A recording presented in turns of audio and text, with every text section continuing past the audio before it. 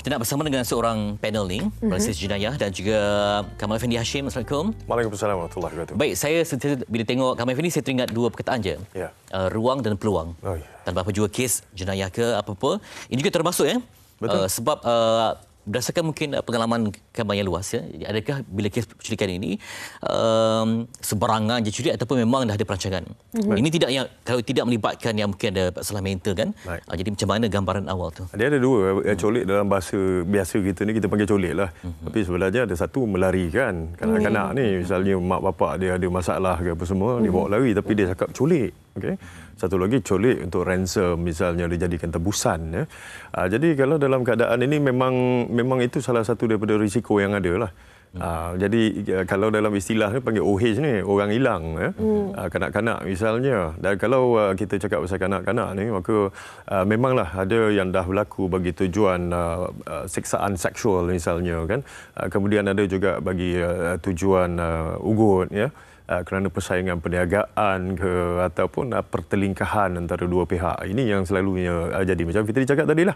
Ada ruang, ada peluang. Penjenayah tu memang dah ada. So kalau kita dapat fokus pada dua ni pun dah cukup cantik dah. Dia melibatkan keadaan yang pelbagai faktor. Macam tadi Tuan cerita yang tentang motif-motifnya, kenapa mereka ni melakukan tindakan sebegitu.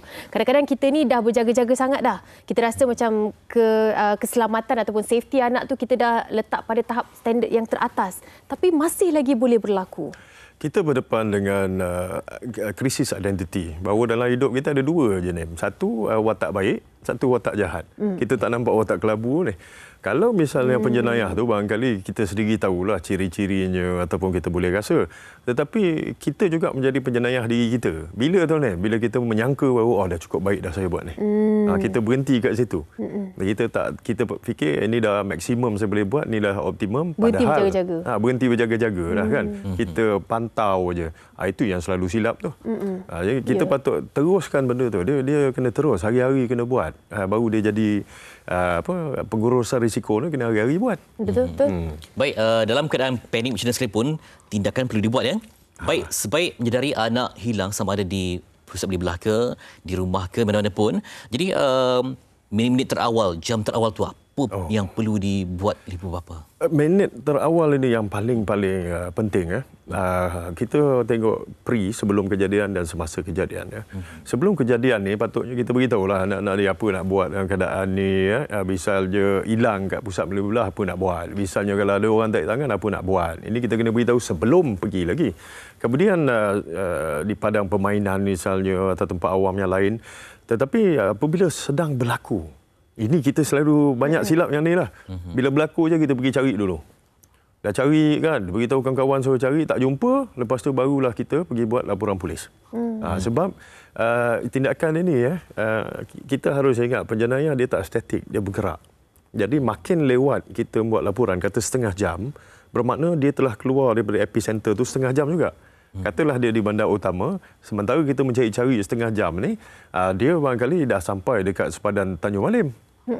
Jadi kelewatan ini akan menyebabkan usaha untuk mengesan misalnya atau usaha untuk membuat pemerhatian, mendapatkan bahan-bahan CCTV dan sebagainya tu jadi perlahan. Dulu saya juga ada satu info katanya penjenayah juga upgrade skill mereka ya. Oh ya. Yeah. Contoh saya dengar ada satu video di mana bila dah culik, mereka mungkin anak tu akan dibotakkan ke, ditukar identiti ke, dibalut ke semua supaya untuk mengaburi pergerakan dulu.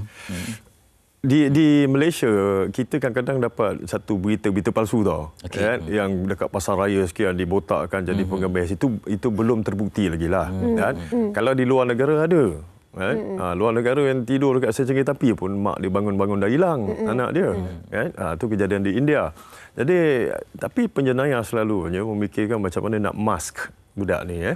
Mungkin dia boleh pakaikan scarf misalnya atau ubah penampilan. Salah satu daripada ciri-ciri penjenayah yang telah merancang, Fitri.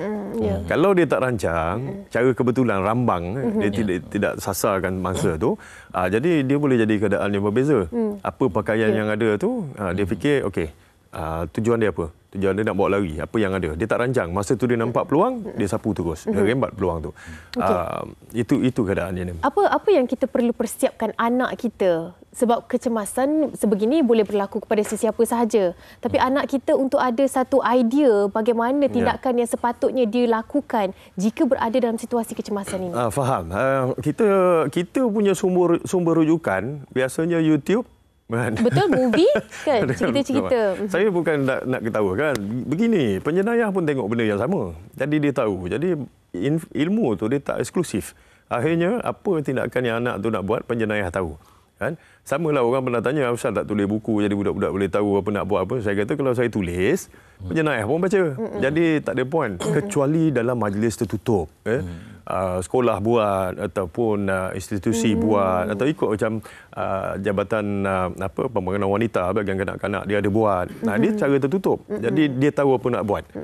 Tapi cara gambaran meluasnya Yalah. apa yang kita belajar suruh kadang-kadang lah ni suruh anak pergi belajar martial art dan sebagainya. Okay. Seni mempertahankan diri dengan sukan mempertahankan diri tak sama dengan ilmu mempertahankan diri.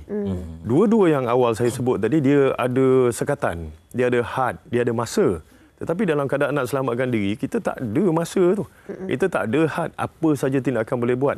Dan sebab itu kadang-kadang kalau saya dalam bengkel-bengkel saya kongsikan apa yang patut dibuat dengan mudah oleh kanak-kanak dan menggunakan kelemahan dia, kita anggap kelemahan lah, padahal kekuatan dia tu boleh guna juga. Ini bagi kanak-kanak yang masuk sekolah lah.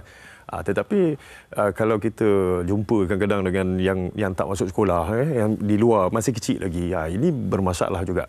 Tapi secara keseluruhan kalau kita cakap pasal orang hilang daripada tahun 2010 sampai sekarang, sampai April tahun ni, jumlah yang kanak-kanak yang hilang bawah 12 tahun ialah seramai 991 orang. Daripada 991 ini, 9 kes sahaja yang masih belum diselesaikan. Okay. Ini 10 tahun 12 tahun. Belum diselesaikan maknanya kes itu masih lagi berjalan tanpa... Baik.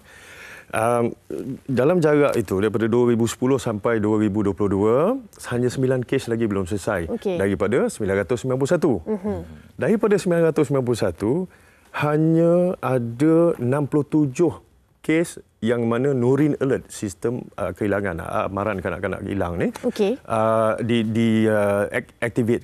diaktifkan. Jadi 67. Bayangkan 991, 67 saja. Maknanya kecaknaan orang tentang Nurin Alert ni masih lagi sangat rendah. Ada yang lebih senang pergi dekat media sosial daripada menggunakan saluran yang sebenar.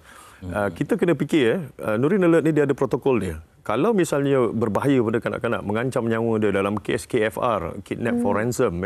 Jadi ini kidnap for ransom ni tak boleh pakai Nurin Alert sebab bahaya. Kan? Dia boleh mengancam nyawa budak ni. Tapi dalam kes-kes lain, ada yang buat apa kita guna social media. Dan ada juga yang tertipu, kononnya nampak budak tu kat sini, kat sana. Baiklah, daripada 2010, kita tengok 1000, 2010, 11, 12, 13. Kemudian 2014, 15, 16, 17, 1101 ini yang masih hilang lagi yang angka saya sebut ni. Kemudian kita pergi yang 4 terakhir ni, kita ada 0, 2, 2, 0 dan 1. Jumlah keseluruhan ni adalah 9. Right? Jadi 67, 58. 58 dapat selesai, 9 masih hilang. Ke mana 9 ni? Baik. Ada yang punya soalan tadi, apa jadi? Dia masih lagi disiasat, tapi tidak ada lead. Contoh, satu tu, 2 kes tu dia sesat dalam hutan. Sampai sekarang tak jumpa. Umur 3 tahun. Satu lagi jatuh kat sungai. Jadi jasad tak jumpa, tak boleh nak klasifai mati sebagainya. Okay. Satu lagi umur 11 tahun, bila pengadu bapak dia dah buat Nurin Alert, maka dia telefon bapak dia. Dia kata dia dah sampai Johor, dia dah berkahwin. Umur 11 tahun. Dia kategori orang hilang ni, dia panggil OH ni. Jadi tadi 9, jadi 5 lagi ni yang tidak diketahui lagi lah. Tapi jadi kadang-kadang kita ingat hilang je kena colek, tetapi banyak perjalanan kategori dia. Baik, sebelum kita berbual dengan Kang Feni juga kongsi daripada seorang ibu yang juga nak berkongsi bagaimana pengalaman anak diculik. Puan Nurul Suhada Abdul Rahman kini berada di talian bersama dengan kami. Assalamualaikum Puan Nurul. Ya, salam ya. Ya, kita sempat bawakan di talian ada atas faktor keselamatan juga ya Puan Nurul. Katanya kes yang dikongsikan di sosial media pada tahun 2018 ya Puan? Ya, betul. Okey, dapat waktu itu kan ketika terjadi itu macam mana Puan memberi respon, keluarga memberikan respon pada kehilangan anak masa itu? Ya. Respon saya ketika hilang anak. Ketika awal tu ya. Cubaan melarikan. Masa cubaan awal, peringkat awal tu, macam mana boleh keadaan yang panik macam tu macam boleh menguruskan kes tu pada peringkat awal tu? Ya. Waktu tu macam berlaku sedikit pergelutan sebab memang tak ada orang awam yang tolong saya. Okey. Waktu tu memang try hard sendirilah. Okey, masa tu memang kawasannya bukan kawasan di tempat ramai lah. Kawasan di tempat ramai. Ketika tu berada di KL Central, tapi memang ada orang, tapi orang pun tak berani nak tak berani nak tolong sebab perempuan tu psycho. Okey.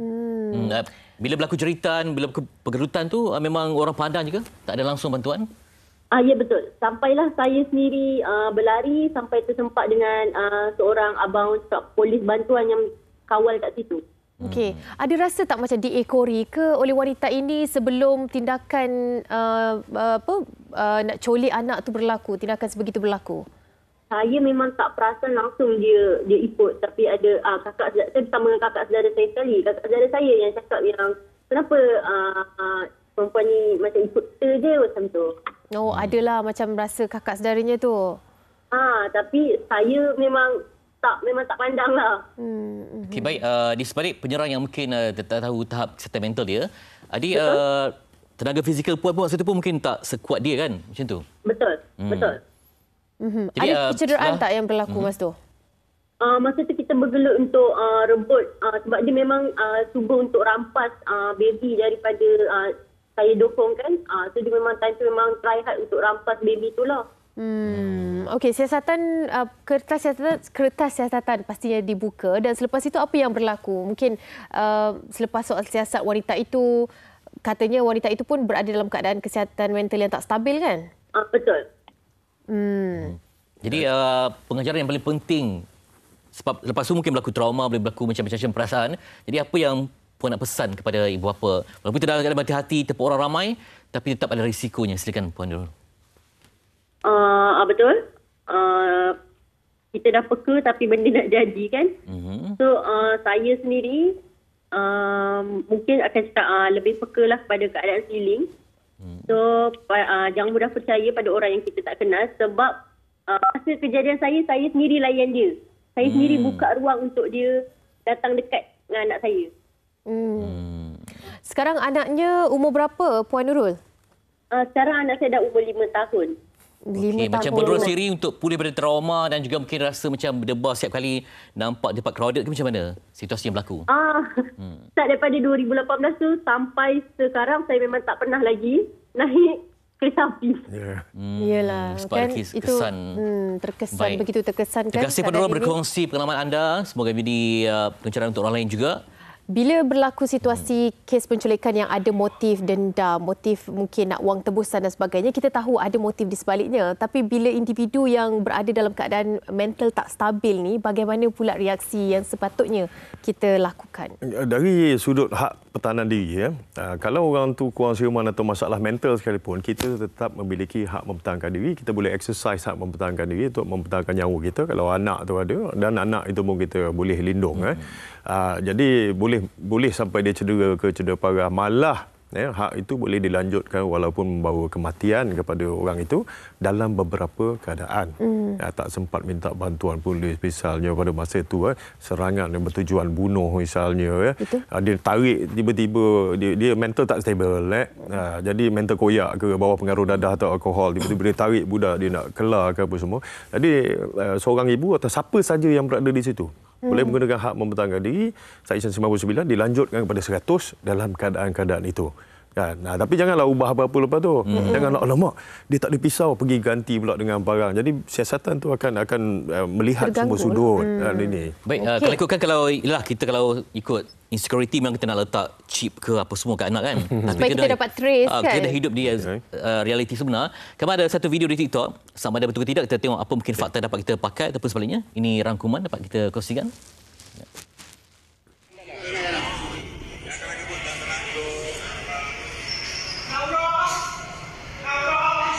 Losing my child would literally be my worst nightmare. So this is a tip for all parents. So kalau anak korang hilang and the first thing that you do is jerit nama anak you. Ezekiel, Ezekiel, don't do this.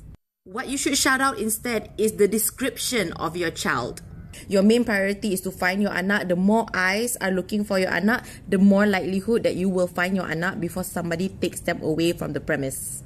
Sebab kalau korang jerit, saya sedang mencari budak kecil 5 tahun lelaki, pakai baju putih, seluar jeans, kasut warna hijau, everybody will be looking out for that child. On top of that, if anak you betul-betul kena colik, pencolik akan more likely lepaskan anak you if they know that eyes are on them. I hope it never happens to another parent, but this is so important for you to know. So please share it. Okey, kini di TikTok macam-macam juga yang dikongsikan kan. Sejumlah ilmu ke abang ya? Betul. Bagaimana? Mungkin ada sedikit komen? Pandangan kita berbeza. Barangkali sekolah pemikirannya daripada buku. Tetapi dari segi practicality-nya dalam keadaan sebenar, boleh pakai nasihat tu, tetapi saya mempunyai pandangan saya sendirilah. Ya. Kalau kita bagi description baju dia warna putih, seluar warna merah dan ada 10 kanak-kanak situ. Takut pula dia dah tukarkan cepat-cepat kan? Mungkin. So, itu saya anjurkan sebelum buat tu, sebelum nak pergi sana, beritahu kalau hilang pergi kat sini, cari kedai ni. Bila you lalu kedai kat, kalau ada apa-apa orang ramai apa, pergi kat kedai ni. Jadi kita ada point kat mana nak pergi. Kalau tak, susah. Itu samalah kalau kita buat hebahan kan. Ting tong pada sesiapa yang ada kehilangan, sedang mencari seorang kanak-kanak nama sekian. Lagi ramai orang tahu, lagi baik sebab dia jadi satu sekatan. Semalam pun kawan saya nak pergi hantar bantuan banjir dekat Baling, saya pesan dekat dia. Dia daripada bahagian Kota Raja. Saya kata, baik sampai sana beritahu dalam banjir pun kadang-kadang budak-budak kan lari-lari sana, tolong pesan-pesan pasal kesihatan kanak-kanak. Aiman, saya beritahu Aiman ni lah. Jadi alhamdulillah. Ini yang kita kena selalu buat. Kalau TikTok ataupun Shopmax kadang-kadang kita kutip idea daripada luar. Kan? Bagus. Tetapi kita harus cerna dia sesuai dengan cara kita. Kemudian practitioner juga mempunyai idea yang berbeza. Macam mana? Sebab itulah kalau you tengok buku ataupun tengok YouTube, cakap dengan kanak-kanak, pijak kaki orang tu. Okey? Penjenayah tu tak tahu ke? Kan? Tetapi kalau saya suruh yang lain. Saya tak suruh buat benda yang standard piawaian ni. So, di luar daripada jangkaan. Kan? Itu dia. Ni sangat penting tau. Practicality dengan situasi jadi, semasa tu. Jadi, nak jadi Tuan Kamal pun kena jadi penjenayah dan juga kena jadi penganalisis jenayah. Kena tahu juga apa penjenayah nak lakukan. Menyusup masuk ke dalam minda penjenayah dan membuka jendela mereka supaya kita dapat gunakan ilmu teruk dia orang ke jalan yang baik. Kan? Betul. Dia ada dua side juga ni. Ada sisi gelapku. Sisi gelapku. Cari pertembungan idea itu untuk kebaikan masyarakat. Betul. Baik, semoga kita dapat ilmu untuk perbincangan untuk hari ini. Semoga ada penambahbaikan, semoga ada kecerdaan dan lebih sensitif pada masyarakat. Keselamatan kita kan. Kadang kita ni memang tak ada anak tapi kita ada tanggungjawab pada orang sekeliling. Kita ada di tempat kejadian. Macam mana nak membantu ini, mungkin membantu anda nanti. Baik, terima kasih kepada Cik Kamal Effendi Hashim, Malaysia Jenayah berkongsi input untuk hari ini.